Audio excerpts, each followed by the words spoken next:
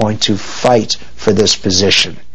But watching Luntz work, I couldn't help wondering, do the words he's found help the public see the issue more clearly, or do they disguise it?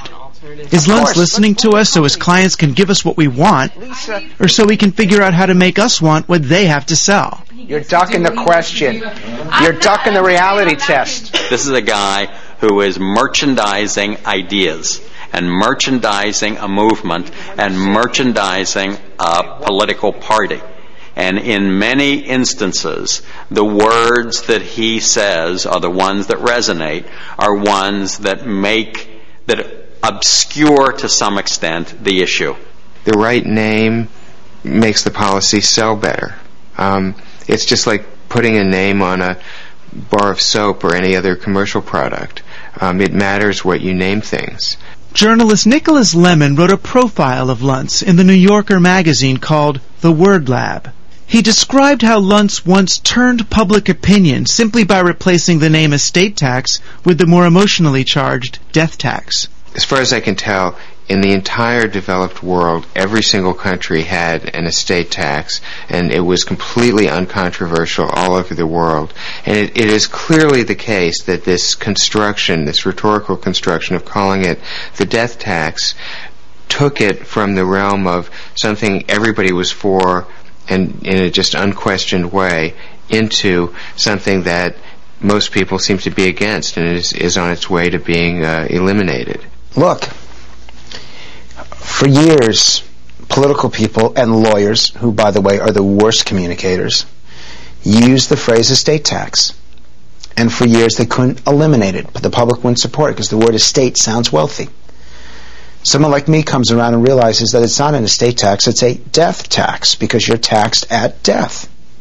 And suddenly something that isn't viable achieves the support of 75% of the American people.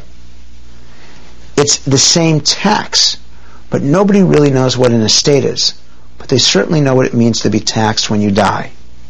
I'd argue that is a clarification. That's not an obfuscation. Luntz has admonished Republican politicians to talk about tax relief instead of tax cuts, and to replace the war in Iraq with the war on terror.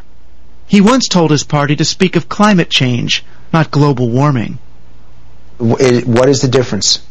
It is climate change. Some people call it global warming, some people call it climate change. What is the difference? It apparently made enough difference to Republicans that they began to use climate change almost exclusively. Cause climate change. The President's Global Climate Change Initiative. Climate change research. And we must address the issue of global climate change.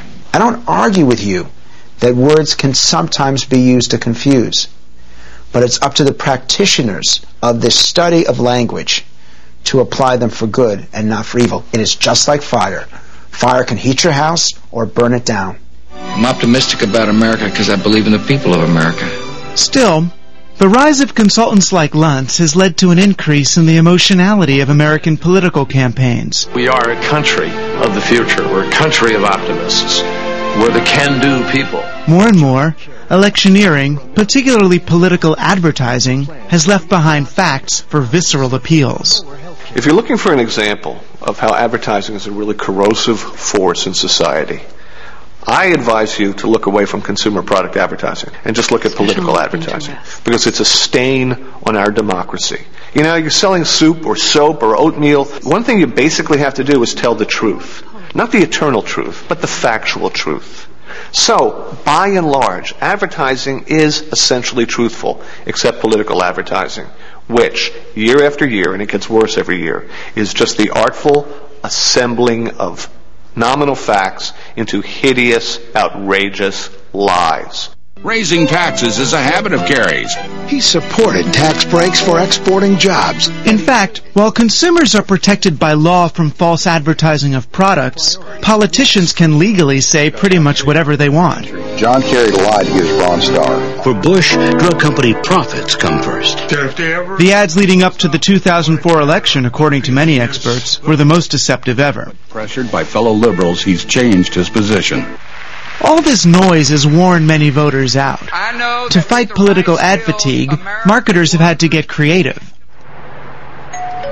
The idea that emerged in a major way in this past election is a twist on an old strategy, reaching out to voters on a one-to-one basis. They call it narrowcasting. We are at the threshold of a revolution in political communication.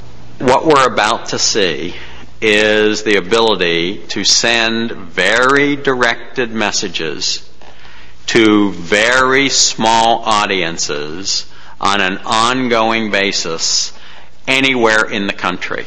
We're going to be helping participate with voter registration in a parade. These canvassers for America Coming Together, a liberal advocacy group, did some of the first experiments with narrowcasting techniques in the run-up to the 2004 election. Every afternoon, ACT canvassers here in the key swing state of Ohio were given the names and addresses of potential voters. They were sent into the field with a lot of information about each of the voters they were visiting. Profiles compiled by computer from demographic data, including exactly what issues the voters were likely to respond to. Each ACT canvasser was armed with a Palm Pilot that could play a short, customized video. If you don't mind, I just have a clip that's not even 1 minute that I just wanted to show you about some of the issues that I just mentioned. This potential voter was being shown a movie about job losses for African Americans in Ohio. African American unemployment has skyrocketed to a 10-year high. Elsewhere, other Ohioans were seeing different video messages tailored to their own personal demographic profiles. Ohio has gone backwards. Sure has. Right now, there are only a few different messages, but pretty soon, if all goes according to plan, they will be customized for dozens of different demographic groups. If you want to get up to 51% of the vote, you probably have to assemble a coalition of 20 or 30 or 50 demographic groups. So as a modern candidate, you will want to have a strategy for how to communicate with each one of those demographic groups. You want a targeted ad on the gun control, on the pro-life, on the military, on the economic issues. You're going to want to have a message that's tailored for each one of those groups. If you don't do it, you're putting out broadcast ads in a narrowcast world. But where did all this information come from? How did political parties and advocacy groups know whom to reach with what message? The answer to that question begins here. The Axiom Corporation of Little Rock, Arkansas, is one of the biggest companies you've never heard of.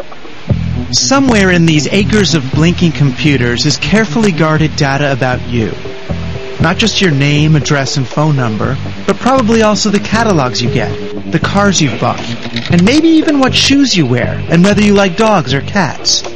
Axiom's information is culled from census data and tax records, those product surveys you answered, and customer records supplied by corporations and credit card companies that are Axiom clients. Axiom sifts all this data to produce lists of target consumers for their clients. If you're a company, a bank, a retailer, what you would do is say you want left-handed people of a certain ethnic group, and they're going to be able to do a list for you. You can get marketing lists of Hispanics who make between $20,000 and $40,000 who are U.S. citizens. You can get marketing lists of people who suffer from incontinence and have bought those kinds of products in the pharmacy. You can get all sorts of things that can be very narrow. Axiom divides all consumers into one of 70 different types they call life stage segments, encompassing everything from what hobbies you have to what products you buy, where you live, to what you believe in. According to Axiom, I am a shooting star. 36 to 45, married, wake up early and go for runs, watch Seinfeld reruns, travel abroad, and no kids yet. We're working on the kids part, but Axiom probably already knows that. Their computers are programmed not only to figure out who we are now, but where we are going and when we will get there. What Axiom is promising is nothing less than the solution to clutter. Send us ads only for products we really want, and anticipate just when we will want them. You can't just now take an ad and put it on TV and hope for the best. You need to get smarter about your consumers. You need to understand their purchasing predisposition. You need to understand how they're changing. You need to understand more about them, and that's technology. Of course, the prospect of finding the right audience at the right time is irresistible to politicians as well. I'd like to welcome everybody to the grand opening of the new headquarters of the Democratic Party of the United States of America. In recent years, both parties have bought data from Axiom and companies like it. The Republicans don't talk about how they use it, but the Democrats do. But if I want to sit at my desk, pull up on the screen the state of Ohio, and say who in Ohio says that education is going to be the number one issue they're going to vote on, 6 seconds later, 1.2 million names will pop up. I then have the ability to hit buttons and do telemarketing to them immediately, or to send emails to them immediately, send direct mail to them immediately, or actually send someone to their door to talk to them. One Democrat found narrowcasting just in time. John Kerry's victories in the 2004 Iowa and New Hampshire primaries were national news, but few knew the whole story of Kerry's stunning comeback.